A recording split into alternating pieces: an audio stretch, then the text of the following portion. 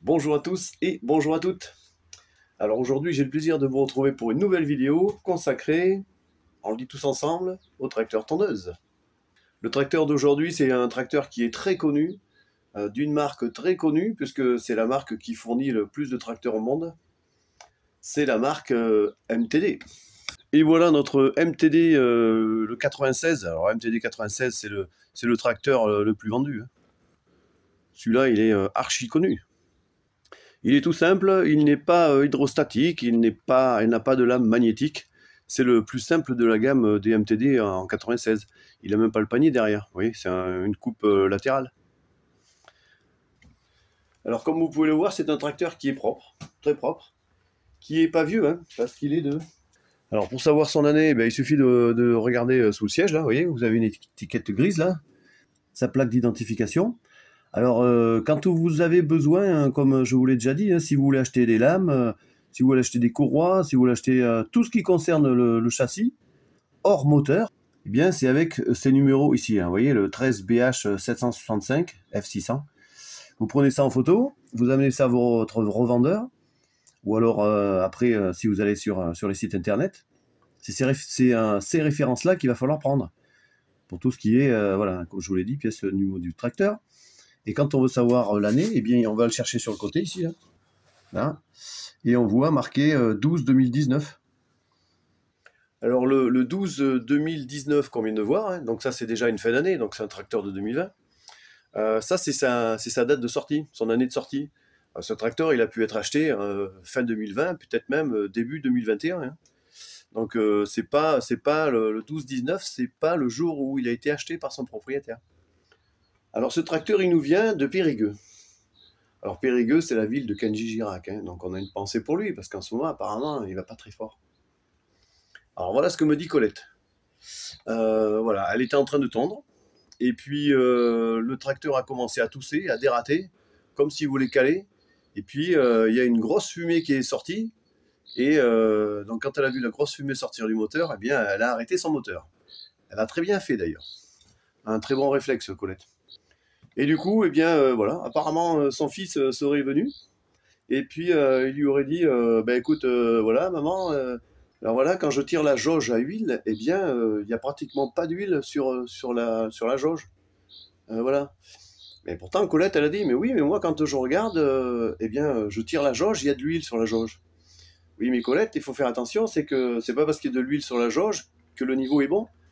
Alors il faut faire attention avec ça, il faut tirer la jauge, la nettoyer avec un chiffon, replonger la jauge et en faire son niveau comme il faut. Vous voyez, comme sur une voiture. C'est pas parce qu'il y a de l'huile sur la jauge que forcément le niveau d'huile est bon. Et donc du coup, eh bien, ils ont dit, ben voilà, je pense que le moteur est cassé. Pas sûr. C'est ce que nous allons voir sur ce tracteur. Donc voilà. Parce qu'après, au niveau restauration, au niveau entretien, il est propre, Il a servi que 2 ou 3 ans, je crois. Donc je ne vais pas faire grand-chose, à part un petit nettoyage comme ça, vite fait, au Karcher, mais c'est tout. Un peu de graissage à droite à gauche, je vais lui faire une révision moteur, mais c'est surtout qu'on va aller regarder pourquoi ce moteur a fumé, et pourquoi il ne veut plus redémarrer. Allez, je vous montre. Bon alors déjà, on peut constater que le moteur, là, il n'est pas bloqué. Là, quand je tourne le volant magnétique, vous voyez, le niveau remonte presque en haut. Et puis, ça sent l'essence à plein nez. Bon, ben voilà. Je pense que la panne de ce tracteur, ça vient du carbu. Donc, je vais commencer par faire une vidange moteur. Et puis, on va aller voir au niveau du carbu. Il faut enlever les ampoules direct. Bon. Ok. On va enlever les ampoules sans les casser.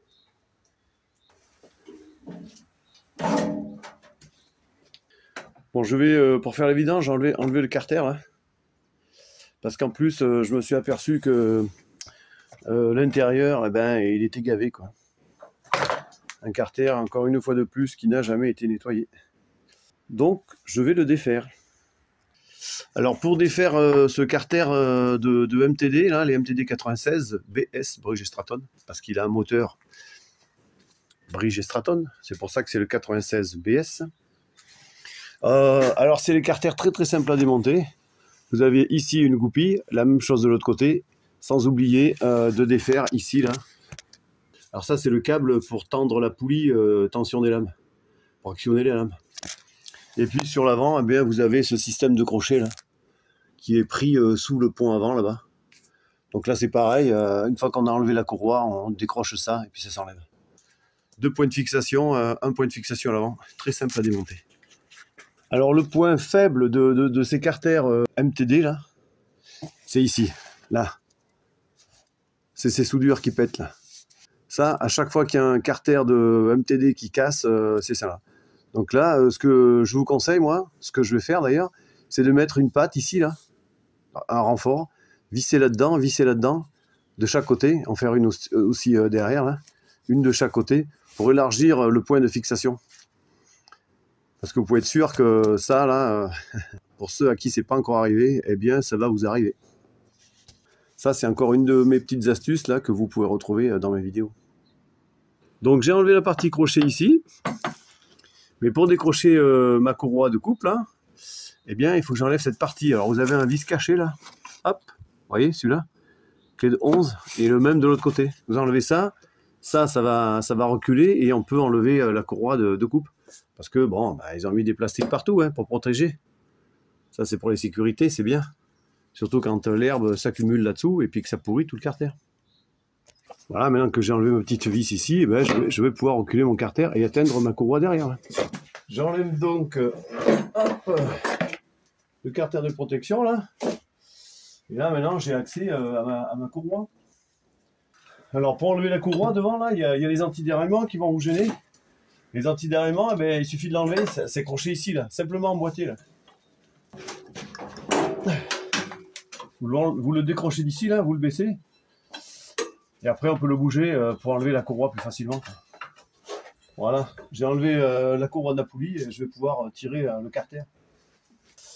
Voilà, alors maintenant que j'ai enlevé la protection sur le devant, eh bien, je vais enlever cette protection-là. Sinon, je ne peux pas enlever ici mon câble. Le câble pour la tension de la courroie. Alors une fois que vous avez dévissé le carter de protection, là, bah, vous le poussez sur le dessus. Ensuite, vous reculez à fond la poulie pour la tension des lames. Et vous enlevez le ressort ici. Là.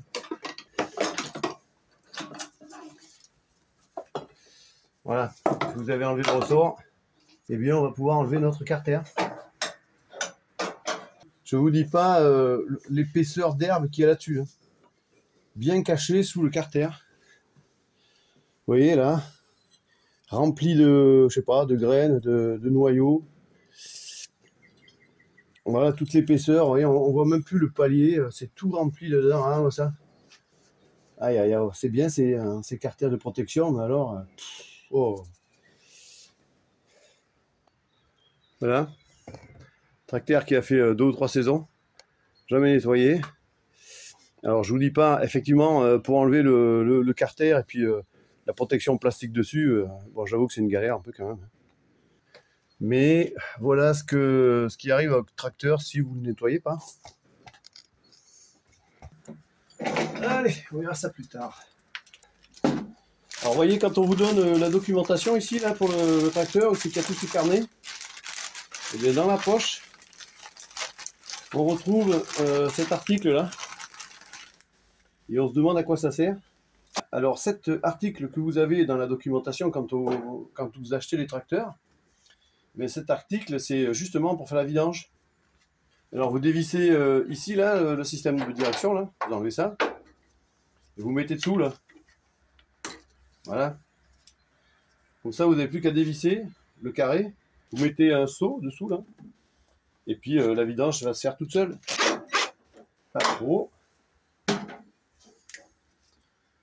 On dévisse un peu, on met notre appareil là, et on finit d'enlever la vis. Ouh! Vous voyez, c'est pas épais, hein? Donc là, eh bien, je pense que toute l'essence est en train de se vider là. Et toute l'essence qu'il y a aussi dans le réservoir. Donc on va fermer ça. Bon, je vais vidanger le réservoir parce que le réservoir il se vide en fur et à mesure que je fais ma vidange. Oh là là. Eh ben, tu m'étonnes qu'il ne marchait pas. Là, je viens de dévisser le carré là, de la vidange. Mais avant de l'enlever complètement, j'ai été vidanger le réservoir d'essence. Voilà.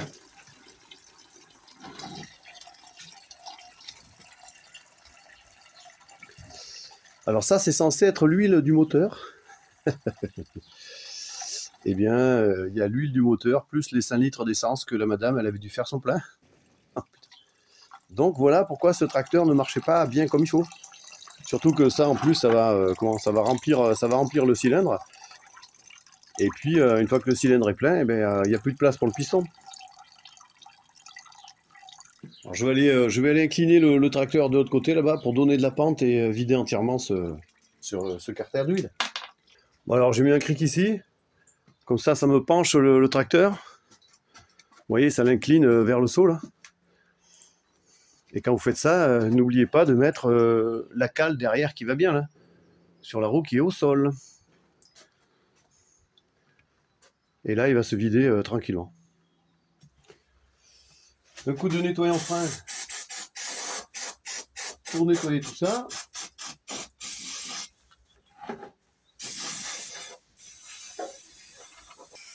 J'en passe bien sous le moteur là. Les produits dégraissants là, c'est style nettoyant frein là. Parce que sous le moteur il doit être gavé et puis j'imagine sur la poulie aussi là. Et comme je vous le dis à chaque fois, une fois qu'on a fait la vidange, à quoi on pense? Eh bien on pense à enlever la clé. Pas de clé, pas d'huile. Ça évite de démarrer le tracteur à sec. Donc je ne vais pas remettre l'huile tout de suite. Moi après je le bascule et puis je vais faire mon graissage dessous et puis mon nettoyage et jeter un œil aussi à la courroie pour l'avance. Avant de remettre la vis là, j'y ai mis un bon coup de soufflette là, par le remplissage et puis là par la vidange. Un bon coup de soufflette pour nettoyer, essayer de nettoyer au maximum. Voilà. Et après j'ai remis la vis. Alors comme c'est une vis carrée, moi j'utilise une 12 avec des aiguilles, vous voyez. En fait c'est des petites aiguilles. Donc là ça va prendre plusieurs diamètres de vis, mais aussi des formes triangulaires ou carrées comme pour la vis de vidange. C'est pas trop mal ça. Hein. Alors avant de remonter ma vis carrée ici, là, eh ben, j'ai mis du frein filé autour, là, hein. C'est un joint. Hein. Et puis quand vous serrez la vis, là, ne serrez pas trop fort. Parce que moi j'ai une personne qui m'a amené un tracteur où eh bien, elle avait serré tellement fort que ça avait pété ici. C'est de l'aluminium. Hein. Et ça c'est une vis conique. Et ça, voilà, il y a une partie du bas moteur qui est partie, là, qui s'est cassée. Et du coup, voilà, il a fallu remplacer le bas moteur parce que la vis avait été serrée trop forte. Donc faites attention à ça. Il me reste ici à remettre ma direction avec des clés de 13. Ah. Alors des fois vous avez des directions où il y a vachement de jeu dedans. J'ai déjà vu les pattes là qui n'étaient pas serrées, pas suffisamment serrées, ou alors du jeu dans le carré. Et ça donnait du jeu à la direction, c'est-à-dire on tourne au volant et puis les roues elles tournent pas. Donc pareil à regarder. Alors pourquoi ce moteur là, eh bien il a été rempli d'essence. Eh bien la plupart du temps c'est le flotteur ici là qui fait plus son rôle. Il a été coincé par des saletés, il est plus étanche et toute l'essence qu'il y a là dans le réservoir eh bien passe dans le moteur qui va remplir le cylindre, qui va remplir le carter, voilà, qui va en mettre partout. Alors je vais déjà vérifier mon électrovanne s'il marche, parce que normalement l'électrovanne, lui, il va faire le rôle du robinet. Il va couper l'arrivée d'essence du réservoir. Alors pour savoir comment ça marche, eh bien c'est simple, je vais le défaire. En enlevant les coinces ici, je vais le démonter. Clé de 13 ultra plate.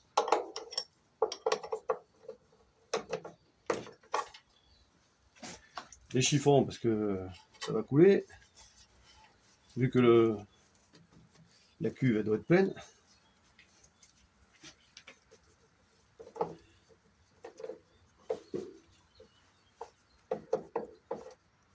Voilà.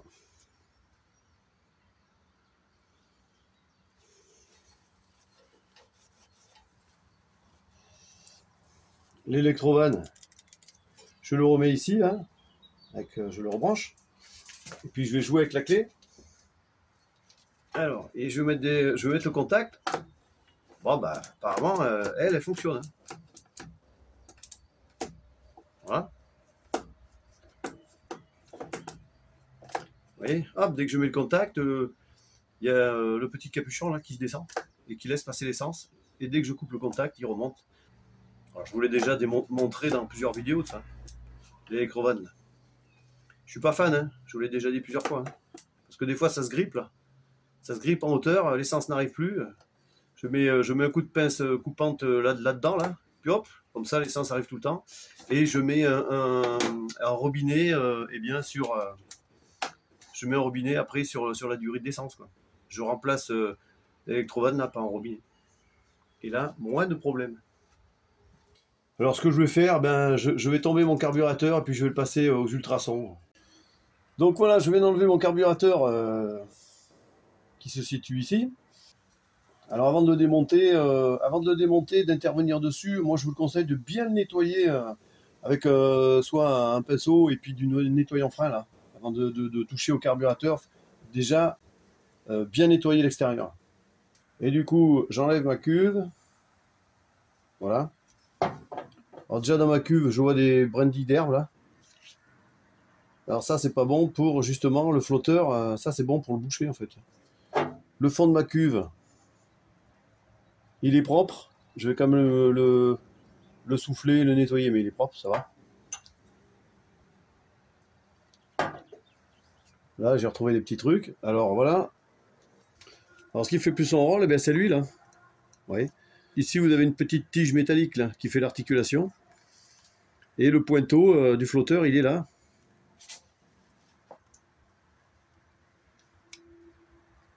Il est ici, là. Vous voyez, ça monte et ça descend, là. Exactement là. Alors, le test que je pratique, moi, eh ben, c'est simple. Je souffle là-dedans, là, et je remonte ça gentiment. Et si le flotteur est remonté, et puis quand vous soufflez ici, eh ben, ça fuit, ben, c'est que votre pointeau est foutu, là. Là, je l'ai démonté, je l'ai nettoyé, je l'ai remonté. Et là, on va faire le test. Alors là, il suffit que je souffle là. Donc là, ça passe, normal. Je remonte le... Alors j'ai bien essuyé là. Hein. Je remonte le flotteur là.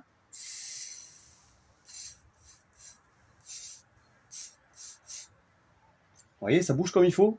J'arrive même pas à la moitié que ça ferme.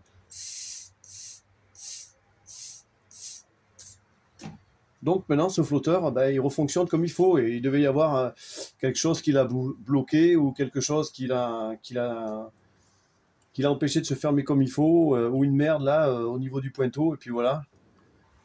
Là, il fonctionne comme il faut, je peux le remonter. C'est ce que je veux faire d'ailleurs. Bon, là, j'ai juste fait un petit nettoyage extérieur. Là, maintenant, je vais le mettre au micro-ondes. Non, pas au micro-ondes. Aux ultrasons, c'est mieux. Les ultrasons, ça va nettoyer à l'intérieur. Parce qu'ici, vous voyez, il y a les gicleurs de ralenti et tout ça. Là. Et puis, le gicleur principal qui est au milieu, là. Voilà. Les ultrasons, pour ça, c'est bien. Ça va rentrer partout. Ça va nettoyer tout comme il faut. Et après, j'aurai plus qu'à le remonter. Voilà, j'ai remonté mon carburateur. Avec ici la tige du régulateur. Alors mes volets fonctionnent bien.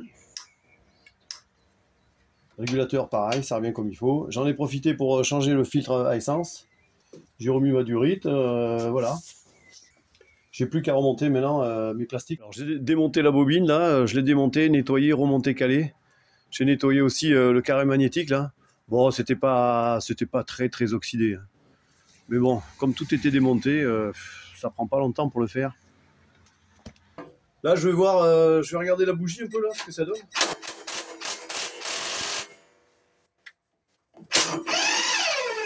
Desserrer, c'est mieux.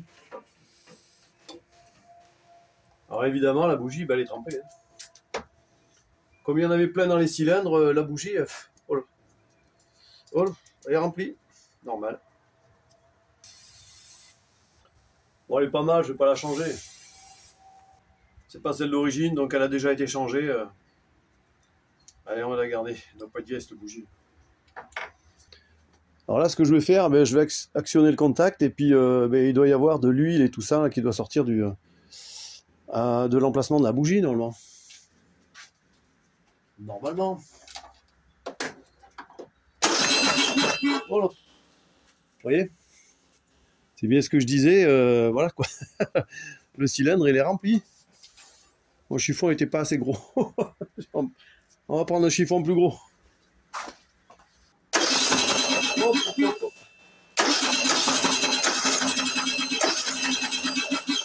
Voilà, c'est nettoyé.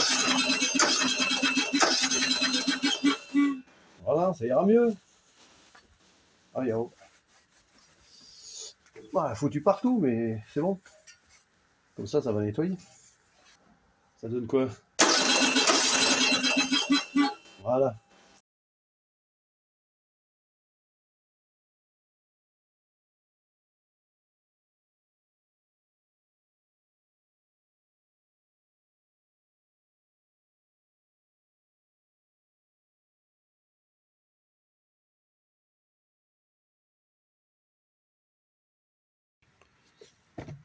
Voilà, je viens de remonter le carter, hein. J'ai fait un joint ici tout neuf. Je vais maintenant le sortir et puis passer le tracteur au Karcher bien comme il faut. Alors dans cette vidéo qui va être assez rapide puisque le tracteur n'avait pas grand chose, c'était simplement une panne au niveau carburateur comme on vient de le voir. Et bien dans cette vidéo et à la demande générale, je vous présente ma table d'opération. Parce que ça, on me le demande. Hein.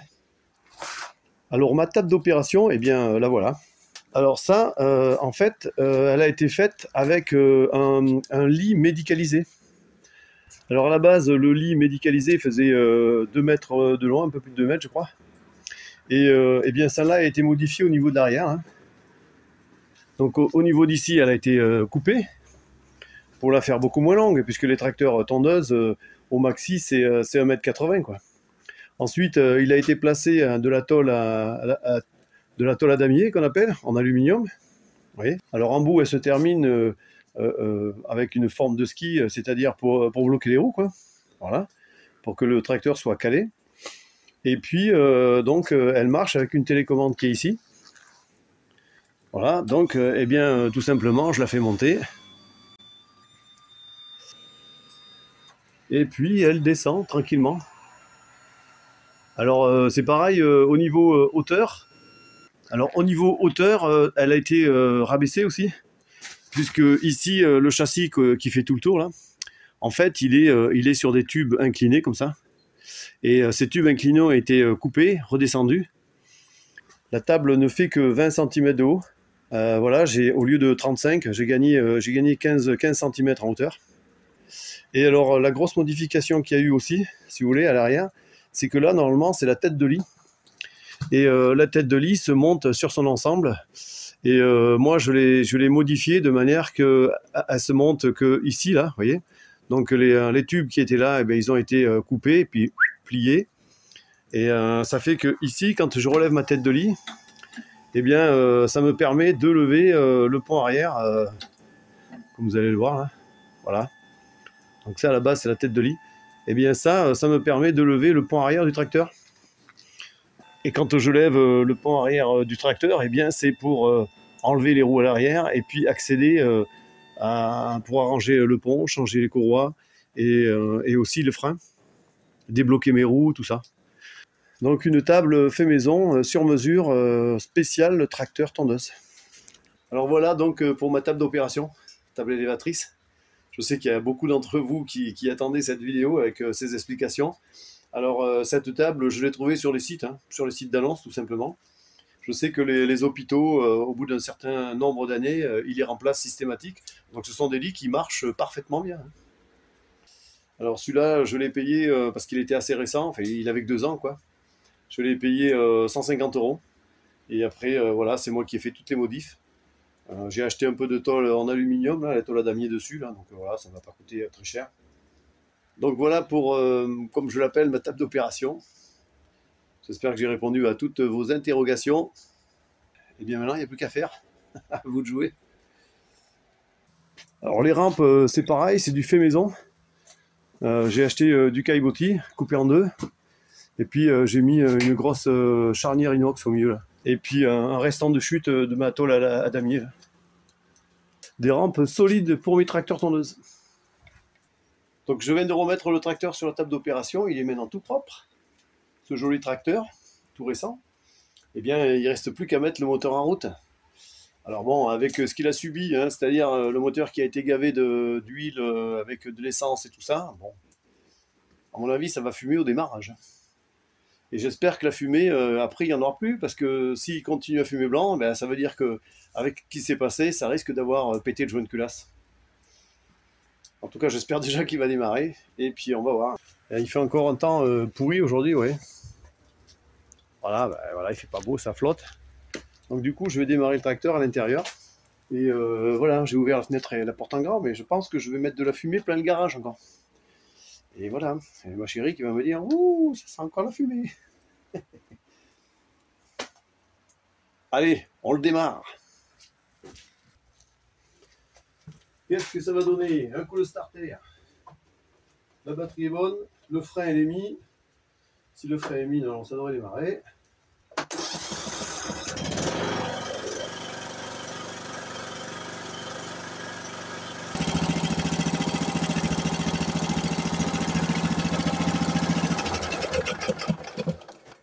Donc voilà, on voit qu'il fume. Hein. On voit qu'il fume et qu'il continue à projeter l'essence et l'huile, notamment qu'il devait y avoir aussi dans le pot échappement, que j'ai pas vidé. Peut-être que j'aurais pu, parce que quand je regarde la porte du placard là-bas, eh bien, elle est crépie. Ça m'a crépi la porte du placard. Bon, je continue à le faire tourner jusque voilà, parce que c'est vrai qu'il doit y en avoir aussi dans le pot échappement. Voilà, oups, j'avais un peu oublié celui-là. Mais en attendant, il démarre bien. Hein. Il démarre bien et puis le ralenti, ça va quoi. Ouais.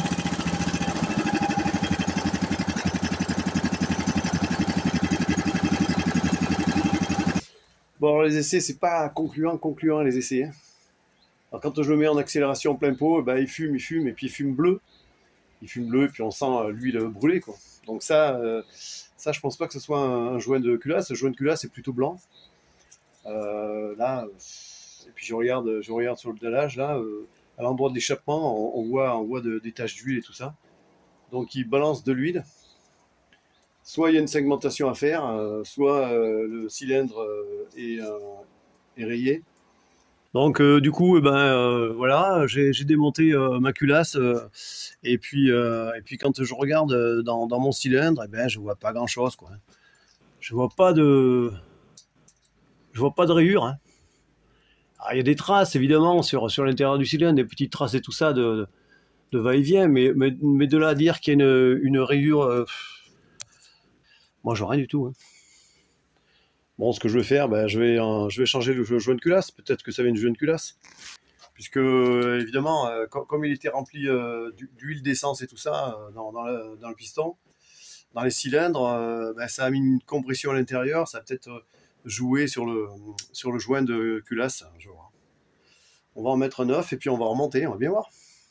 Je viens de remonter ma culasse là, avec un joint de culasse neuf.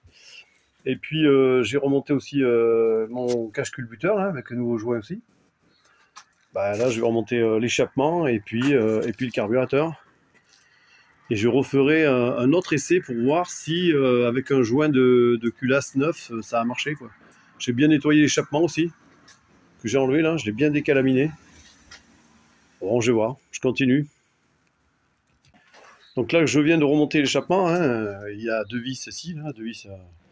Et puis il y en a deux autres aussi dessus, là. Une là et une là. Et puis j'ai aussi remonté mon carburateur hein, que j'avais enlevé juste avec ces deux vis là. Il ne reste plus qu'à remonter le carter et la grille d'échappement. Bon alors voilà, j'ai fini par tout remonter bien mon moteur là. Hein. J'ai changé le joint de culasse, voilà. Et là c'est le verdict. Donc je vais le démarrer et puis je vais voir s'il continue à fumer bleu comme il faisait tout à l'heure. Alors, donc le frein de parking, c'est bon. Qu'est-ce que ça va donner?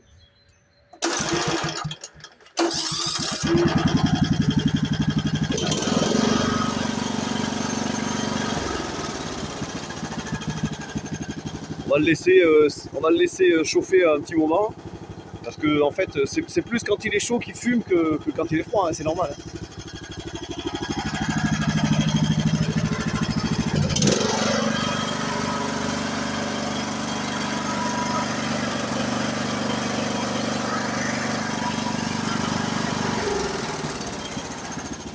Bon là, ça fait déjà un bon petit moment qu'il chauffe.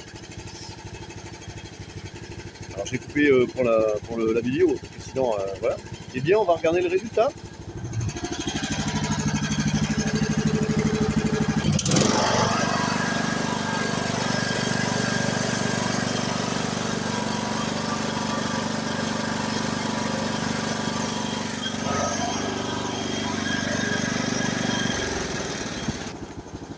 Eh bien, le résultat est bon, puisque ce tracteur ne fume plus.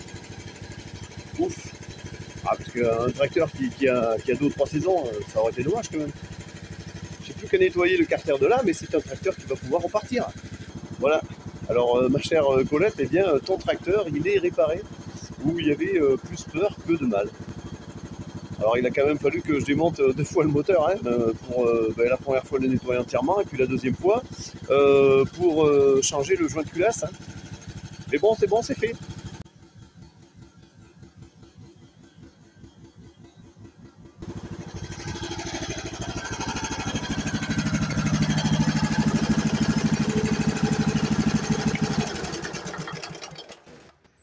Alors maintenant que le tracteur fonctionne comme il faut, eh bien je vais finir avec le carter.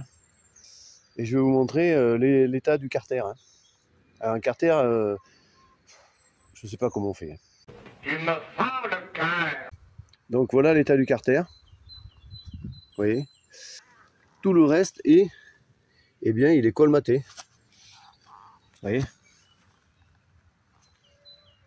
Voilà, il n'y a pas d'herbe que à l'emplacement des lames. C'est voilà. Vous voyez, même en soulevant le carter d'éjection, là, on voit bien quand même que le tracteur a un problème. Bon, après un bon coup de Karcher, voilà, il ressemble plus à un carter de lame, malgré qu'il soit très oxydé pour un tracteur qui a servi 3 saisons. Coup de brosse, un coup de Blackstone peinture bitumée, là. Et puis voilà. Sur le dessus, il est propre. Hein. Voilà, c'est normal, hein, c'est un tracteur qui a 3 ans. Donc sur le dessus, on n'y touche pas, à part le graissage des articulations.